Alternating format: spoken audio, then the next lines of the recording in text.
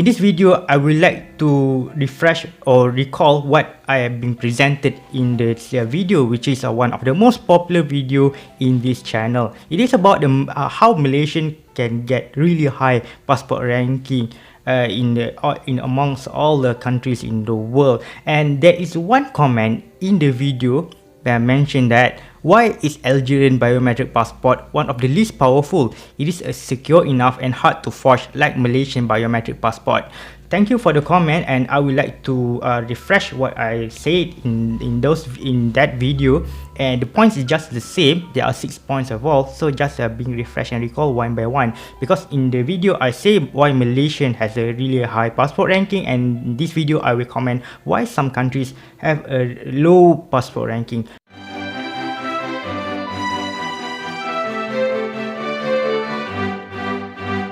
When I look back at the Algerian ranking of the Henley Passport Index, actually Algerian position quite okay, especially among the Muslim majority countries. Another countries have even lower passport ranking than Algeria, but yeah, maybe can be questioned like why Malaysia or Brunei or even United Arab Emirates can get really high ranking, but some countries can get lower, even though some countries are sometimes it's the neighbors. The first of all is diplomatic recognition.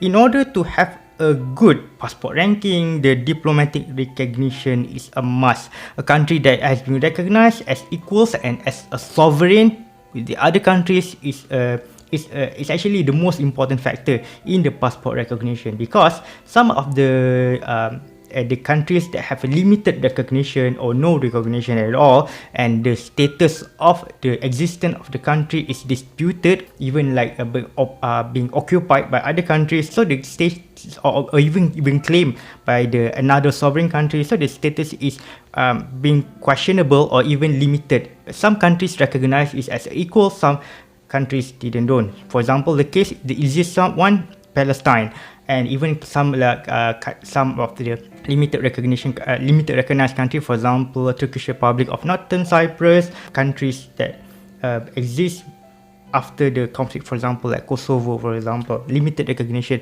But what we are talking about in the Henley, especially when looking at the passport index, is a country that have a full sovereign recognition.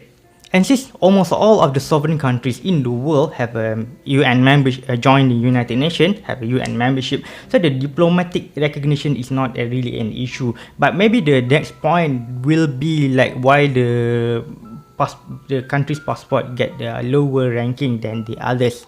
And second point is a country is a member of a regional organization, and in the case of Malaysia, since Malaysia is a member of ASEAN, which consists of 10 countries, so the Malaysians can go to other ASEAN countries except Myanmar, still weird.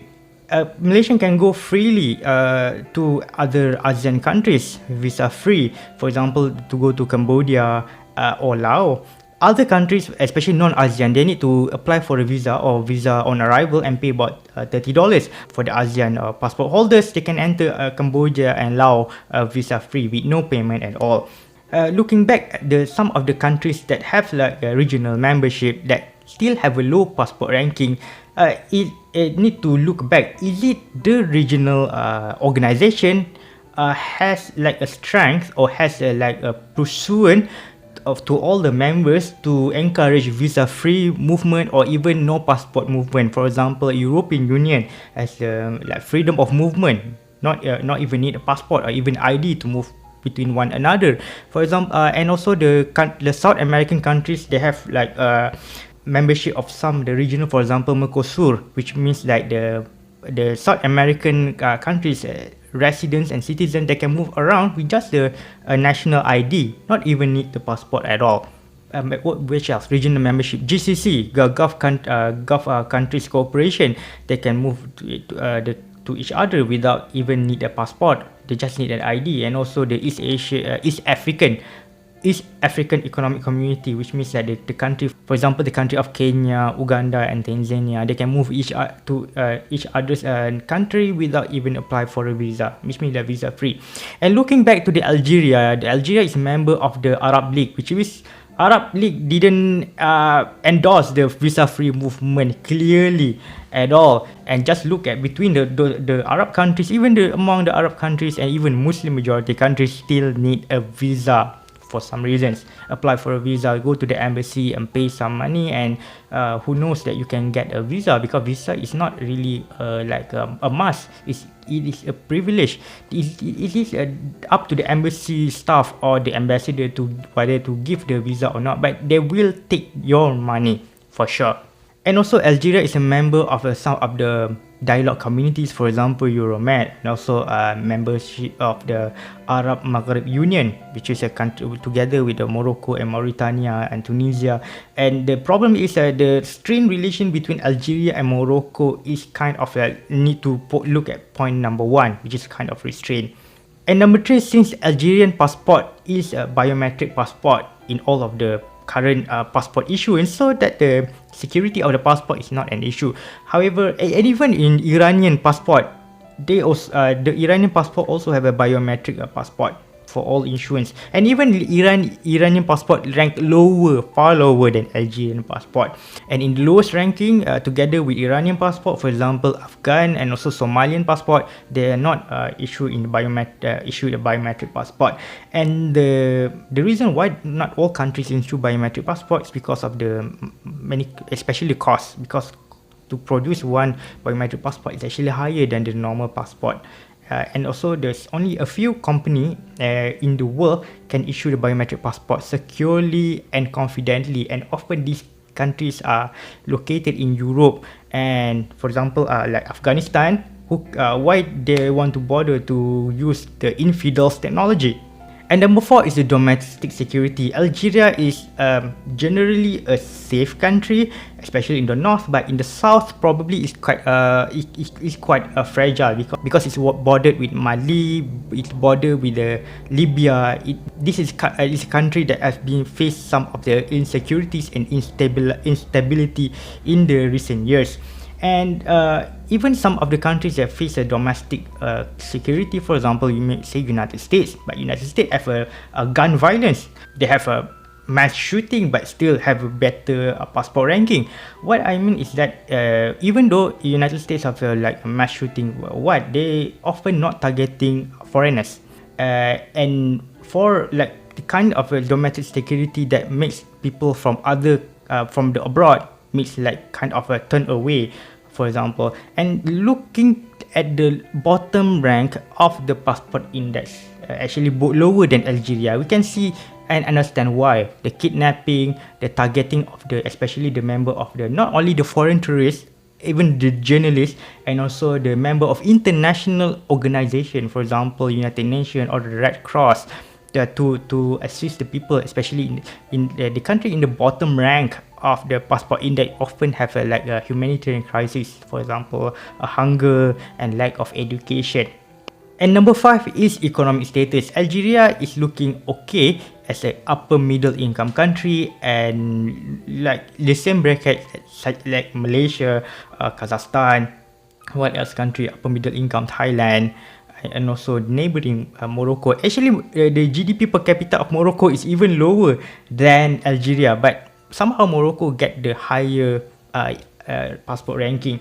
And even though GDP per capita might be higher, but it doesn't mean that all people, all the citizens are living rich and happy, because there are some inequality. There will be some inequalities in the society, which means that even though the GDP per capita is high, how many of the common salary per month, for example, people living in major city, for example, Algiers or Wahran or Constantine. So maybe the people who earn, like for example, working in the office or working as an engineer, probably earn way less than the GDP per capita, and that is even true even for Malaysia. Like for example, GDP per capita of Malaysia is $14,000 per month, but usually in the household income of Malaysia is only about only about $5,000 or $6,000 per year, and even a lot of Malaysian families earn less than the actual GDP per capita, and this is true, for example, also in Thailand, also in Kazakhstan, which even though the GDP per capita is similar, the household income is lesser than the Malaysians. And because of this economic status, even though the GDP per capita is high, that people want to seek a better job opportunities, and also to seek the better salary, and also quality of living. And that is move to point number 6. Are the passport holder is likely to overstay or abuse the visa, which means that they apply for this type of visa and then they do another thing. Example, applying for the tourist visa or student visa, and then stay in the country for 3, 4, 5 years and like working there, and then when the authorities came, they just tear up the passport and say I have no document. This is a common thing happened many years ago, especially in London, where the people from people from the poorer countries, when they arrive in the Heathrow or in Stansted, they go to the toilet and tear up the passport, flush in the toilet, go to the immigration and say I come as a refugee, or I come to seek an asylum. And this kind of overstay or visa issue is caused many like countries that have a lower passport ranking, really bad image actually. And this caused like the countries that have a high number of these cases have more likely to rank lower in the passport ranking of people who are seeking a job, seeking permanent residency. Whereas the countries that have higher passport ranking is less likely to overstay or abuse the visa purposes, because the country economic situation and also the income, the household income is quite okay, and more likely that people who are holder of the higher ranking, they will go back to the country to work, or they live to study or work live with the family. Very likely. For example, look at the passport holder of Japan, Singapore, what else, EU country, the European countries, United States, Canada, Malaysia, United Arab Emirates, and these are all the passport holders will very likely to go back, and because there is life there, the job, and also the family you can sustain. And maybe there are some cases, like for example like Malaysian or abusing visa for example in Australia and New Zealand as the fruit picker, and that cases is mostly likely like kind of isolated cases, because it's most likely, very likely, the case of human trafficking, which means that people are tricked to come to a country and then they found out they work something else. For example, there are also Malaysian who were tricked to work in Cambodia and found out they are working with the Macau scam syndicates, and they promise with luring the better income in the outside country, in the other countries as well. Whereas the holder of the passport with lower ranking will very likely to overstay and just find any daily wage jobs to sustain themselves. And Malaysian less likely to do that when going to other countries, because even though Malaysia has a lower GDP per capita, actually the cost of living in Malaysia is lower than quite a number, actually most of the places in the world. Someone can sustain to like living here maybe like 1,000 ringgit or $200 per month, whereas $200 in America or 200 euros, how far you can go.